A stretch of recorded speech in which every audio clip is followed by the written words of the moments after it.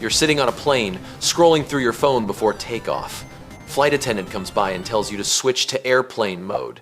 And you do it because they said so. But here's what nobody tells you. Airplane mode isn't really about protecting the plane from your phone.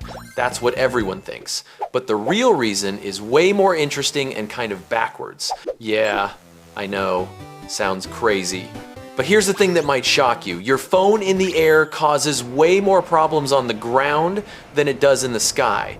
The whole airplane mode thing, it's protecting cell towers, not airplanes.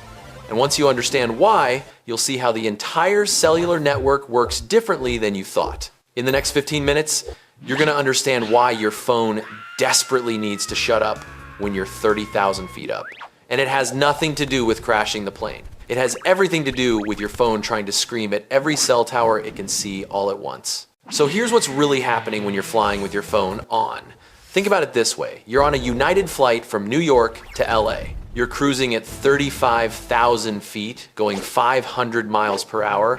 Your phone is still on, still searching for signal. And from up there, your phone can see cell towers from like 100 miles away in every direction, maybe more. So your phone isn't just trying to connect to one tower like it does on the ground, it's trying to connect to dozens of towers simultaneously. Picture this scenario. You're in your seat, checking Instagram before wheels up. Your phone is casually connected to a cell tower near JFK Airport. All good. Then the plane takes off. Suddenly your phone can see towers in Brooklyn, Queens, Manhattan, New Jersey, Connecticut, Long Island, and it's trying to connect to all of them at once because it's desperately hunting for the strongest signal. Each tower is saying, "I can see you," and your phone is saying, "I can see you too."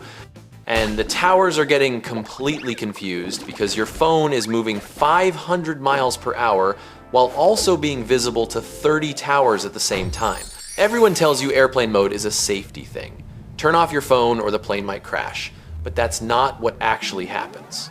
What really happens is your phone becomes this chaos agent that disrupts the entire cellular network below you. Not because it's dangerous to the plane, because it's confusing to every cell tower trying to track where you are and hand off your connection properly. And this matters because we've all been lied to a little bit about why this rule exists. It's not about your phone interfering with navigation systems or causing the plane to fall out of the sky. Modern planes are shielded against that. The FAA has tested this extensively. Your phone isn't going to crash a Boeing 737. But your phone absolutely will mess with the cell network in ways that affect everyone on the ground. And that's the real problem nobody explains. There's this pattern I call the visibility problem, and it's hiding behind every cross-country flight you've ever taken. When your phone sits in your pocket on the ground, it can see maybe 3 to 5 cell towers at most, usually just the closest ones. Those towers manage your connection by handing you off smoothly as you move. Tower A says, "Hey, Tower B, this phone is moving toward you. Get ready to take over." Nice and coordinated. But when you're up at cruising altitude, your phone can suddenly see dozens of towers that would normally never interact with it. Towers from different cities, different service areas, different parts of the network. This matters because cell towers aren't designed to handle phones moving that fast across that wide of an area. Think about it on the ground. Even if you're driving on the highway at 80 miles per hour, you're only moving through a few towers' coverage areas per minute. And those towers are expecting that. They coordinate the handoff smoothly. But at 500 miles per hour, you're blasting through tower coverage zones faster than they can negotiate who should handle your connection. And because you're up high, you're visible to way more towers than should ever see you simultaneously. Think about the Super Bowl. You've got 70,000 people in one stadium. Everyone's trying to post to Instagram at halftime. The cell towers around the stadium get absolutely hammered. They slow down, get congested, some people can't connect at all.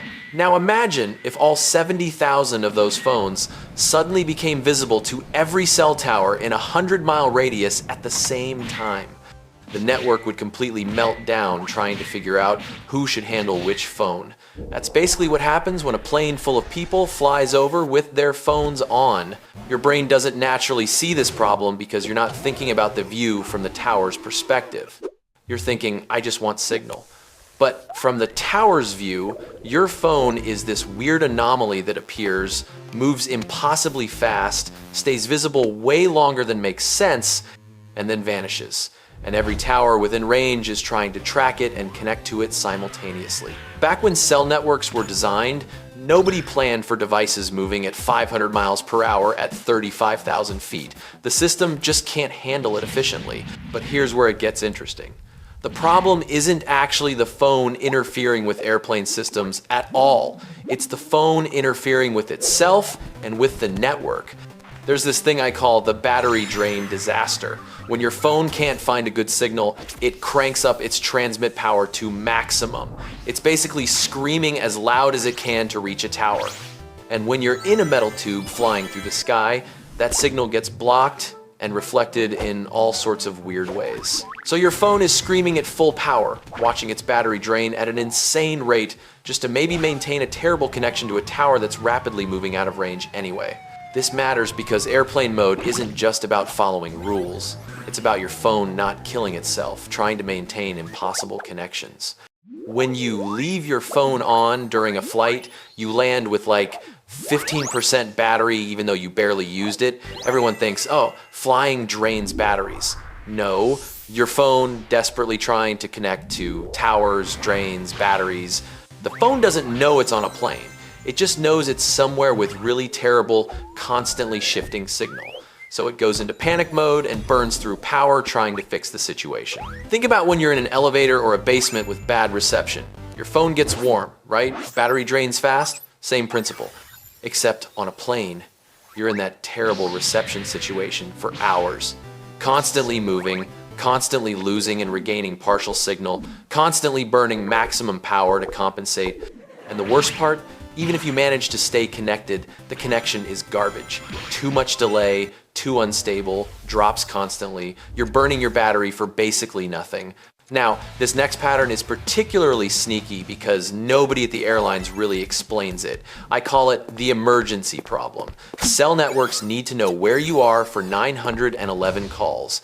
When you dial 911, the system uses your connection to the nearest towers to triangulate your location so emergency services can find you.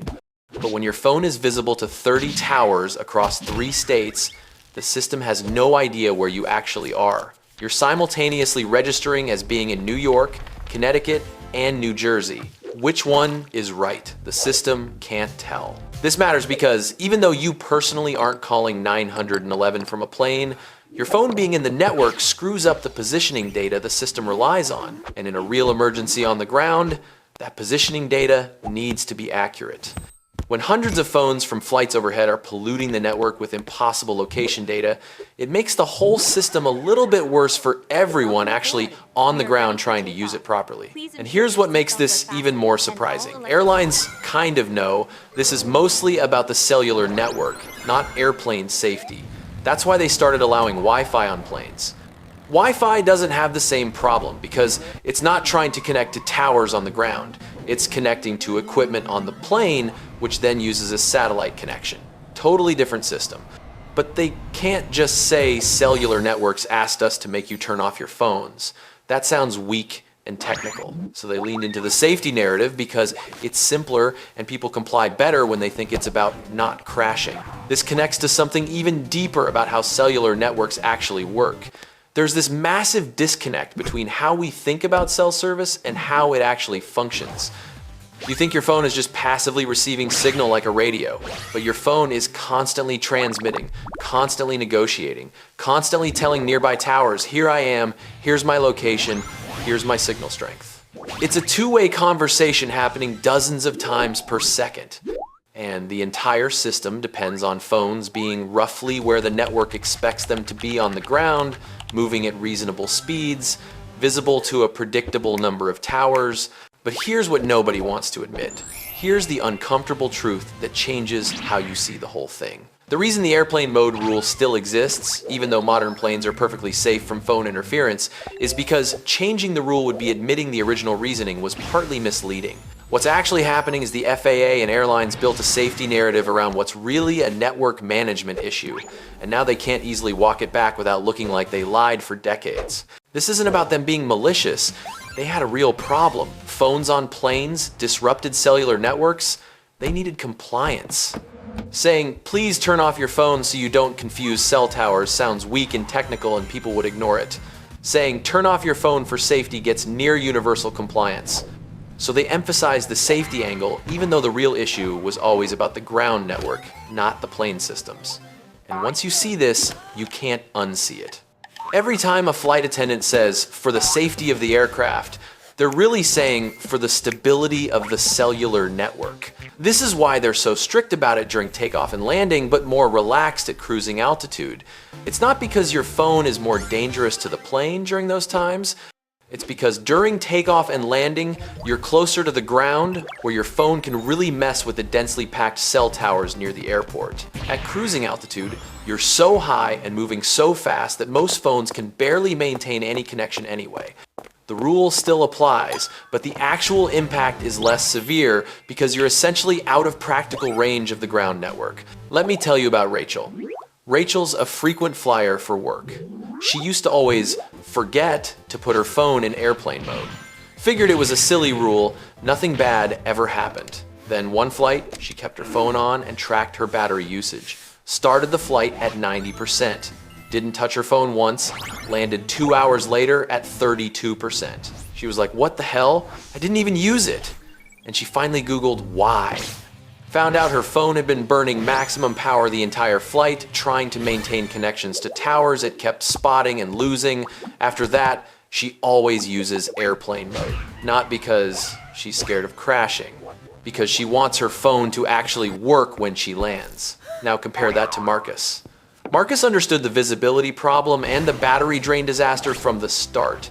So Marcus always puts his phone in airplane mode before the plane even pushes back from the gate. Downloads his Netflix shows before the flight, brings a battery pack just in case, and when he lands, his phone is at 85% with all his battery available for getting an Uber, checking messages, navigating the airport. Same flight as Rachel, completely different experience. It's not that Marcus is more responsible or smarter. He just understood what airplane mode was actually protecting against. Notice how that works? Rachel thought the rule was arbitrary and dumb, so she ignored it. Marcus understood the real reasoning and saw the personal benefit. Rachel landed frustrated with a dead phone. Marcus landed prepared and powered up.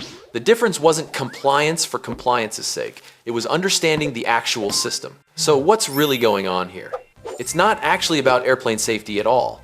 It's about network architecture and physics. The people who succeed at understanding these rules aren't the ones who blindly follow them or automatically resist them. They're the ones who understand the real reason behind the rule and see that the reasoning actually makes sense, even if it's been explained poorly.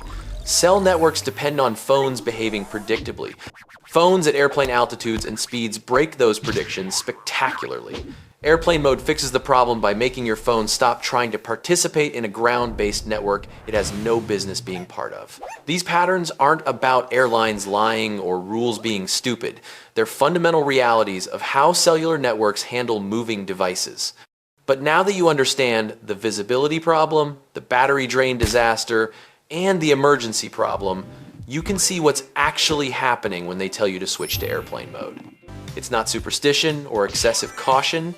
It's preventing your phone from creating chaos in a system that wasn't designed for flying devices. So here's what we've uncovered. Airplane mode exists because cell networks can't handle phones moving at 500 miles per hour while being visible to dozens of towers simultaneously. Your phone at altitude creates network disruption, burns its own battery, and confuses emergency positioning systems. When they say it's for safety, they're technically right, just not the kind of safety most people assume.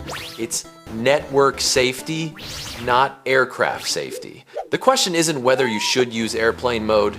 You should. The question is whether you understand what you're actually doing when you flip that switch. Because now you know it's not about protecting the plane from your Instagram addiction. It's about protecting the entire cellular network from your phone's confused attempts to connect to every tower it can see while screaming at maximum power. You can't unknow it. So next time you're on a plane and that announcement comes on, ask yourself, am I going to fight a rule I don't understand? Or am I going to work with a system that actually makes sense once you see what it's really doing? Because once you see airplane mode for what it really is, everything looks different.